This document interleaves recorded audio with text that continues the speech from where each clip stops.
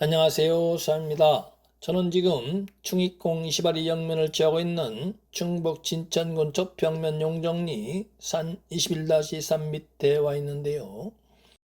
충익공 이시발은 1569년에 청주시 청원구 창읍 장대리에서 아버지 이대건과 어머니 안동김씨 설화에서 태어나 1589년에 증광 문과의 병과를 급제해 승문원에 등용이 된 후 여러 관직을 거쳐서 형조 판서에 올랐던 인물인데요.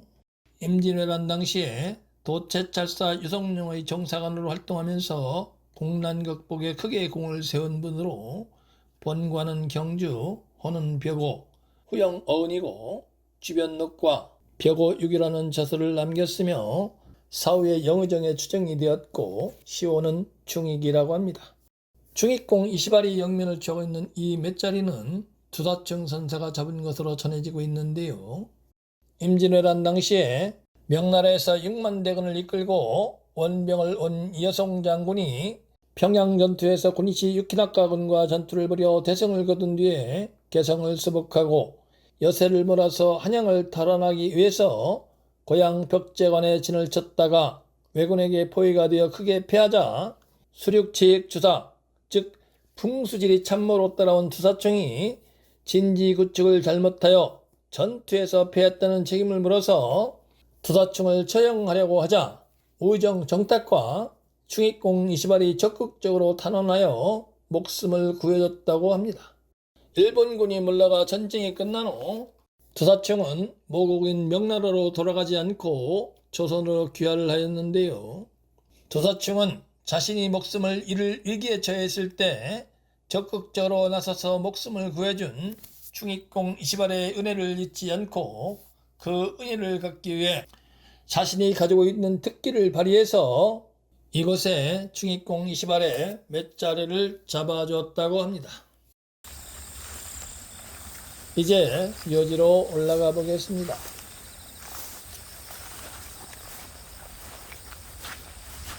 맨 밑에 있는 묘인데요.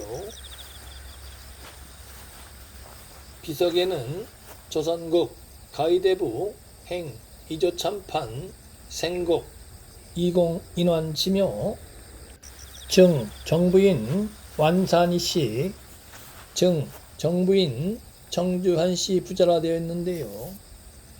이분은 충익공 이시발의 손자라고 합니다.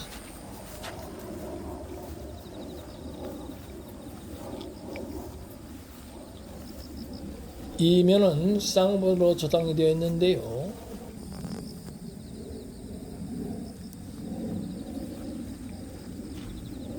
비석에는 정헌대부 형조참판 증 숭정대부 의정부 차찬성 이공시발 지묘 증 정경부인 여흥미씨 부자라 되어 있는 것을 보면 이 묘가 충익공 이시발의 묘네요.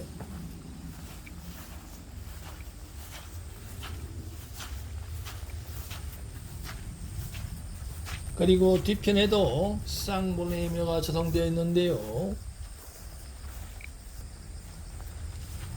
비석에는 증 숭정대부 의정부 자찬성 성겸진사 경주 이대건묘 정경부인 안동김씨 부자라 되어 있는 것을 보면 이 묘는 충익공 이시발에 붙인 묘네요. 묘지는 이곳에 세운 두타산에서 서북쪽으로 길게 뻗어내려 이곳에 산봉우리를 세우고 이 산봉우리에서 남쪽으로 뻗어내린 산줄기 끝자락에 자리 잡고 있다고 할 수 있는데요. 저 위쪽에서 경사를 이루면서 뻗어내린 산줄기 등성이 부분이 넓고 두툼합니다.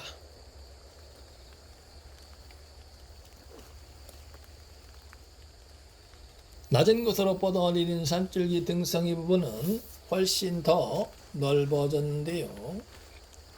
이곳에서 좌측으로 여덟 뻗어서 지지한 후 우측으로 옆머리를 돌린 산줄기가 완경사를 이루면서 앞으로 길게 쭉 뻗어나가는 형상입니다. 즉 묘지로 뻗어내리는 산줄기가 혀를 맺을 수 있는 충분한 영양을 가지고 있는 것으로 판단이 됩니다.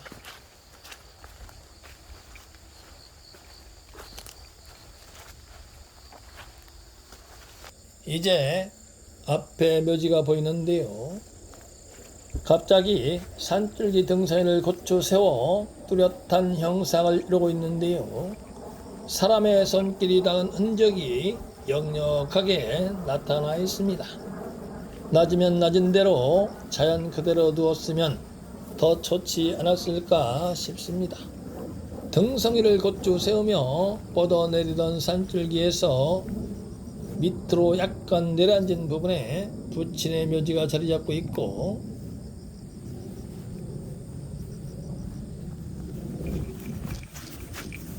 부친 이대근의 묘에서 한 번 더 밑으로 내려앉은 곳에 충익공 이시발의 묘가 자리 잡고 있으며, 충익공 묘지 밑으로 완경사를 이루면서 뻗어내리는 곳에 손자 이인화의 묘지가 자리 잡고 있고, 산줄기는 밑으로 늘어지면서 바로 마무리가 됩니다. 묘지가 자리 잡고 있는 주변이 활치, 즉 막히거나 거치적거리는 것 없이 좌우로 탁 트인 것처럼 보일 수도 있는데요. 묘지가 자리 잡고 있는 입지를 살펴보면 묘지 바로 좌측으로 뻗어내리는 내청룡은 묘지가 자리 잡고 있는 곳에 비해서 낮습니다. 그러므로 좌청룡의 역할을 하지 못합니다. 그러나 바로 그 뒤편으로 뻗어내리는 내청룡이 묘지를 중심으로 이와 같이 회전을 하면서 묘지 옆까지 길게 뻗어내리면서 감싸고 있으므로 낮은 곳에서 저평천을 따라 불어오는 바람을 충분히 막아주는 역할을 하는 형상입니다. 그리고 우백호도 이와 같이 묘지 앞까지 길게 뻗어내리는 형상인데요. 묘지 정면을 약간 지나치는 부분까지 뻗어내림으로 우백호 작곡의 복을 이뤘다고 할 수가 있고, 서북 쪽에 초평천이 있어서 막힘이 없는데요. 우백호가 서북풍을 충분히 막아줄 수 있는 형상입니다. 그러므로 혈이 맺힌 명당이 될 수 있는 외부적인 요건, 즉 복은 갖춰져 있다고 할 수 있습니다. 그리고 조안산을 살펴보면 안산 저편에 금성제의 조산이 보이는데요. 저와 같은 산행의 조산을 청기문성이라 하며, 청기문성이 조응을 하고 있으면 높은 지에 오르는 후손이 나온다 했으므로 조산도 나무랄 데 없다고 할 수 있습니다. 그리고 수세를 살펴보면 묘지 좌측과 우측에서 흘러나오는 물이 묘지 옆에서 합설을 이룬 후에 좌측으로 빠져나가는 우수 도자의 수세를 이루고 있는데요. 묘지의 좌양은 묘주와 유양을 놓은 것으로 보이고 파구는 경파입니다. 이를 정음정양법에 대입을 하면 유양의 경파는 무국수가 되므로 과거에 급제한 청교한 인물이 나오고 부자가 나와 장수하는 수세라고 할 수가 있고, 또 88양법에 대입을 해보면 경유향의 경유파는 태양 태류가 되므로 대부 대기에 인정응왕하는 수세라고 할 수 있습니다. 따라서 수세도 합법이라고 할 수 있습니다. 중익공 이시발의 묘로 입사하는 부분은 인작이 심하고, 예전의 사진과 비교를 해봤을 때 묘지 좌측과 우측 부분에 농경지를 조성하면서 일부 훼손이 되었으므로 현재는 자연의 형상이 사라진 상태입니다. 따라서 형기만 살펴서 혈이 맺힌 여부를 판단하기에는 매우 어려운 것입니다. 그러나 현재 남아있는 이런저런 형상들을 살펴서 유추를 해봤을 때 맨 뒤편에 조성되어 있는 부친 이대근의 묘지 부분에 나지막한 산봉우리를 세우고, 이 나지막한 산봉우리에서 밑으로 약간 내려앉은 부분에 점혈주장한 중익공 이시발의 묘에 혈이 맺혀 있는 것으로 판단이 되었고, 혈이 맺히고 남은 기운이 앞으로 돌출된 전선에 선자 이 인환의 묘지가 자리 잡고 있는 것으로 판단이 되었습니다. 지금까지 도사중 선사가 저점한 충익공 20알의 묘를 살펴봤는데요. 산세가 아주 강하고 화려하지는 않지만 내룡의 근본도 좋고 다소 부족한 듯 싶으나 보옥도 잘 갖춰져 있으며